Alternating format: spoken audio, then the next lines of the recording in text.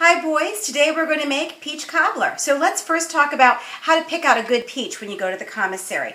What you want to do is look at the peach and make sure it doesn't have any green to it. Then give it a good sniff. Does it have a good peach smell to it? Is it a little bit soft to the touch? Those are the peaches that you want to use. Go ahead and get 7 of those. And then let's talk about the other ingredients. You're going to need all-purpose flour. You're also going to need white sugar. You're going to need salt, cornstarch, baking powder and baking soda, ground nutmeg and ground cinnamon. You're going to need lemon juice, vanilla, a stick of butter, and then you're also going to need buttermilk. Now I have the powdered buttermilk that I'm going to mix with water, or you can get just the regular liquid buttermilk, whatever works best for you. Let's also talk about the tools that we're going to need for this.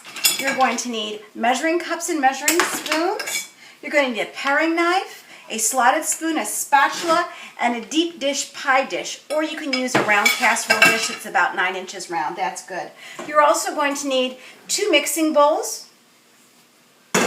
You're going to need a large pot that you're going to boil water in, another large bowl. And then you're going to need a cooling rack, a cookie sheet, and also your parchment paper. What I want you to do is go ahead and set your oven to 400, get that heated up, take your large pot, fill it 3/4 of the way with water, and get that on to boil. And then take your stick of butter, cut off 7 tablespoons, there's 8 in this, so cut off all but 1. Put that in the microwave for about 40 seconds, let that melt really good, and then put that in your refrigerator to cool. Go ahead and do that, and then we're going to get started. This is a very easy recipe, not complicated at all, okay?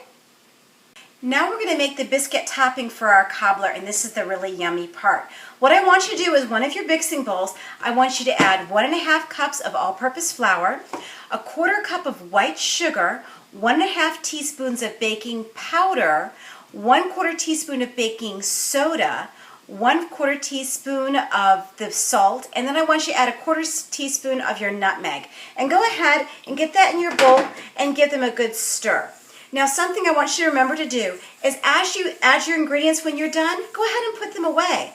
This way you know at the end that you've added all the ingredients that you were supposed to, okay? So I've mixed all of that in, and then what I've done is I have my buttermilk. Now I use the powdered buttermilk, so what I added was 3 tablespoons of the powdered buttermilk, and I added 3/4 cups of water, and I've stirred that in. If you have buttermilk, just regular buttermilk in a jug, then go ahead and add 3/4 cups of the buttermilk. And then what I'm going to do is I'm going to add my melted butter to that. Remember we had the butter that we melted and then we cooled? I've added that to the buttermilk. I'm going to stir that together. And then I'm going to go ahead and add that to the flour mix. And I'm going to mix it with a spatula until I don't see any wet ingredients. So I'm going to do that, and then I'm going to show you what yours should look like.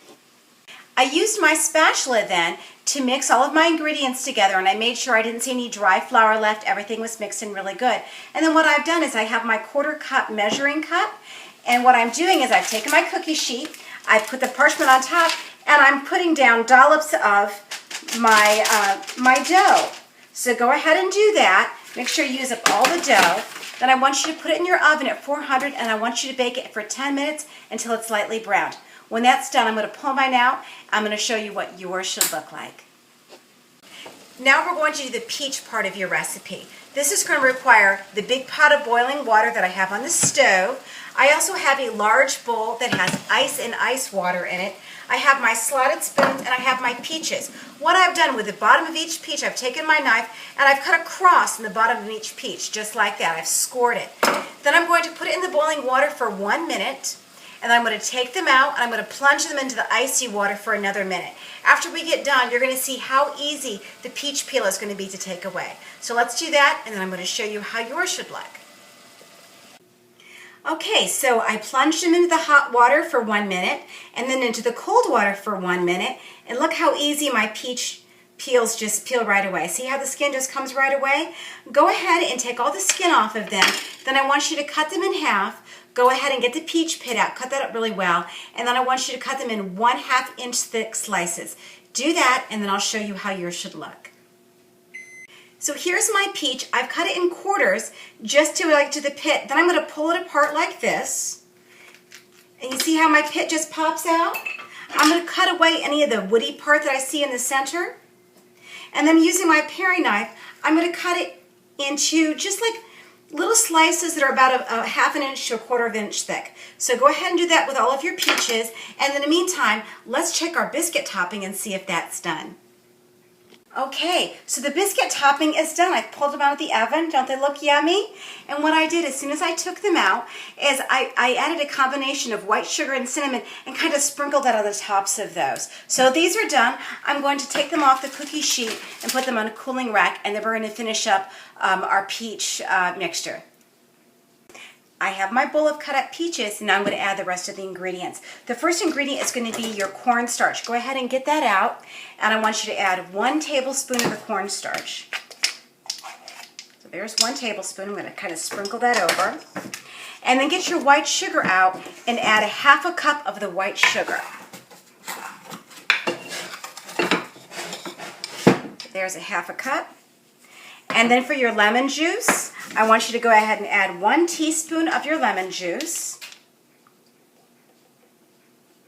And also your vanilla, I want you to add 1 teaspoon of that.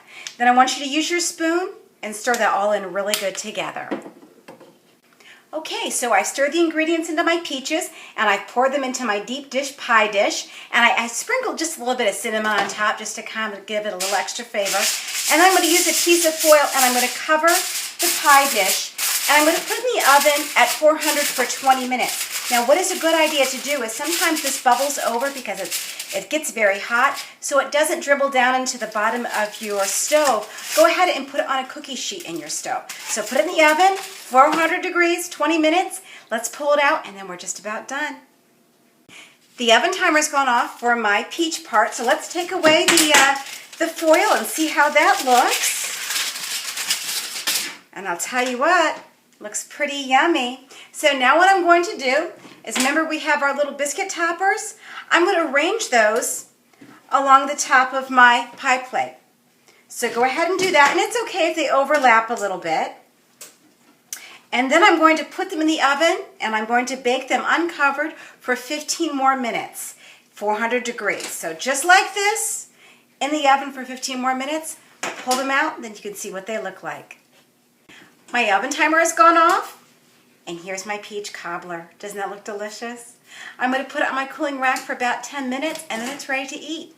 This is really good with vanilla ice cream and a cup of coffee or a cup of tea, whatever sounds good to you. So I hope you enjoy it. Peaches are always a favorite of mine because I remember my dad talking about when he was growing up picking peaches, and his dad used to actually sell them in upstate New York. So it's kind of has a nice nostalgia feel to me. So I hope you enjoy the recipe and know how much I love you, and I miss you very much. Bye, boys.